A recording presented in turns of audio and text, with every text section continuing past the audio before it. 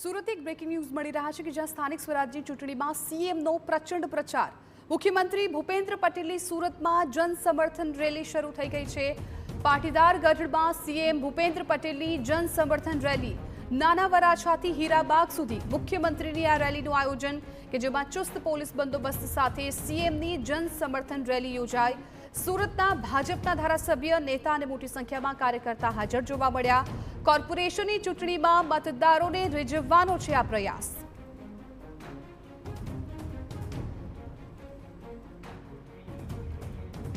તો આ સીધા દ્રશ્યો સુરતથી અત્યારે આપ જોઈ રહ્યા છો કે જ્યાં ખુદ સીએમ પ્રચંડ પ્રચાર માટે પહોંચી ગયા છે।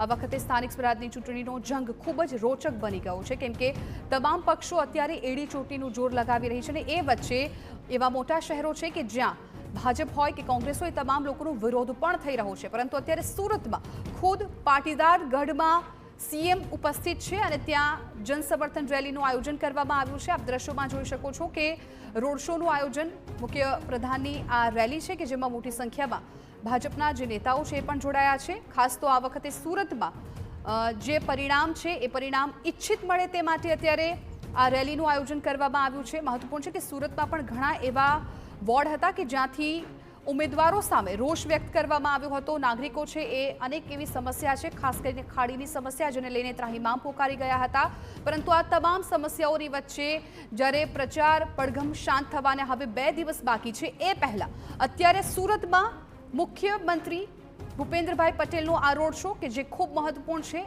આપ વિચાર કરો કે હાઈ પ્રોફાઇલ આ પ્રચાર કહી શકાય કેમ કે ખુદ સીએમ અત્યારે સુરત પહોંચ્યા છે। સંવાદદાતા બળદેવ સુથાર આ મામલે વધુ જાણકારી આપી રહ્યા છે અને અમારી સાથે ફોન લાઈન પર જોડાઈ ગયા છે। બળદેવ, અત્યારે સીએમનો રોડ શો શું શરૂઆત થઈ ગઈ છે? કેવા દ્રશ્યો આપ ત્યાં જોઈ રહ્યા છો? ચાલુ છે ભાઈ, ચાલુ છે।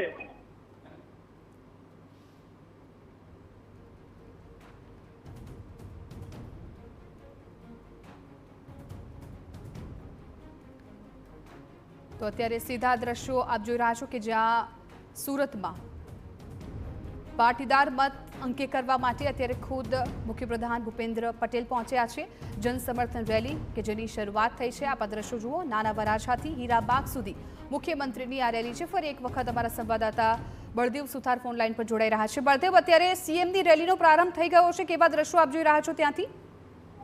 જે રીતે ગુજરાતની અંદર સ્થાનિક સ્વરાજની જે ચૂંટણી અને જો માહોલ જામ્યો છે ત્યારે સુરતની વાત કરીએ તો સુરતની અંદર ખાસ કરીને જે પાટીદાર વિસ્તારો છે તેની અંદર આજે ગુજરાત રાજ્યના જે મુખ્યમંત્રી છે તે એક જે અલગ અલગ બે રોડ શોનું આયોજન કરવામાં આવ્યું છે। ત્યારે અત્યારે જે રીતે દ્રશ્યોની અંદર જોઈ શકાય છે મોટી સંખ્યાની અંદર જે કાર્યકર્તાઓ છે તે જોવા મળી રહ્યા છે અને ભારે ઉત્સાહ છે તે જોવા મળી રહ્યો છે।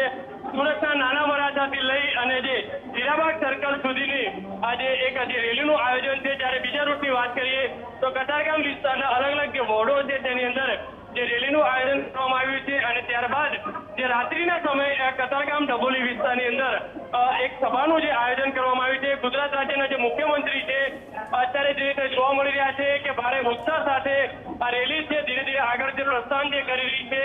લોકોમાં ભારે એક ઉત્સાહ છે અને ઉત્સાહ જોવા મળી રહ્યો છે। આ જે વિસ્તારની અંદર જે રેલી નીકળી રહી છે આ વિસ્તાર તમામ જે પાટીદાર અસરગ્રસ્ત જે વિસ્તાર કહી શકાય છે, પાટીદાર જે ગઢ કહેવામાં આવે છે અને પાટીદાર મતદારોને કંઈક ને કંઈક ભાજપ તરફ ફેરવા માટેનો જે પ્રયાસ છે તે કરવામાં આવી રહ્યો છે। કારણ કે જે રીતે આ જે પાટીદાર જે વિસ્તાર મિની સૌરાષ્ટ્ર તરીકે ઓળખાય છે એવા 11 જેટલા જે વોર્ડ છે અલગ અલગ તે વોર્ડની અંદર આ રેલીનું આયોજન કરવામાં આવ્યું છે। અત્યારે જે નાના વરાછા વિસ્તાર, જે કાપોદ્રા વિસ્તાર, વરાછા વિસ્તાર, સરસાણા વિસ્તારની અંદરથી આ રેલી છે ધીરે ધીરે આગળ જે પસાર થઈ રહી છે। લોકોમાં એક ભારે ઉત્સાહ છે તે જોવા મળી રહ્યું છે। ત્યારે સૌથી મહત્વની વસ્તુ એ છે આ વખતે જે વિરોધ પક્ષનો જે આ વિસ્તારની અંદર જે દબદબો હતો તેને તોડવા માટેનો જે પ્રયાસ છે સ્ટાર પ્રચારકો છે તે એક પછી એક સુરતના જે પાટીદાર ગઢ વિસ્તારોની અંદર જે સભા છે, રેલી છે તે કરવામાં આવી રહી છે। ગઈકાલે પણ જે રીતે પરસોત્તમ રૂપાલા, જે રીતે મનસુખ માંડવિયા સહિતના પ્રમુખ આગેવાનોએ સભા કરી હતી અને ત્યારબાદ ગુજરાત રાજ્યના મુખ્યમંત્રીએ આ પાટીદાર જે વિસ્તારો છે તેની અંદર રેલી કરી અને પાટીદારોને રીઝવવા માટેનો એક પ્રયાસ છે તે કરવામાં આવી રહ્યો છે। કારણ કે વિરોધ પક્ષ આ વિસ્તારની અંદર દબદબો ધરાવે છે અને તે વિસ્તારની જે રીતે 10 વર્ષથી આ વિસ્તારની અંદર ભાજપ ક્યાંક ને ક્યાંક હારી રહ્યું છે તેને કવર કરવા એક મોટો પ્રયાસ જે કહી શકાય આ વખતે કરવામાં આવ્યો છે, કારણ કે વર્ષ 2016-15 ની અંદર પણ જે રીતે કોંગ્રેસની જે સીટો હતી તે આ વિસ્તારની અંદર પાટીદારો જીતીને લાવ્યા હતા અને ત્યારબાદ આમ આદમી પાર્ટીની અંદર જે લોકોએ આજે વિજેતા થયા હતા, ત્યારે આ વખતે ભાજપ આ વિસ્તારોની અંદર પોતાના ઉમેદવારોને જે વિજેતા કરવા માટેનો અનેક જે પ્રયાસ છે. બિલકુલ બિલકુલ બળદેવ, આભાર સમગ્ર માહિતી બદલ. તો આ લાઈવ દ્રશ્યો અત્યારે સુરતથી આપ જોઈ રહ્યા છો કે જ્યાં સીએમ ભૂપેન્દ્ર પટેલનો રોડ શો કે જેની શરૂઆત થઈ ગઈ છે. નાના વરાછાથી હીરાબાગ સુધી મુખ્યમંત્રીની આ રેલી.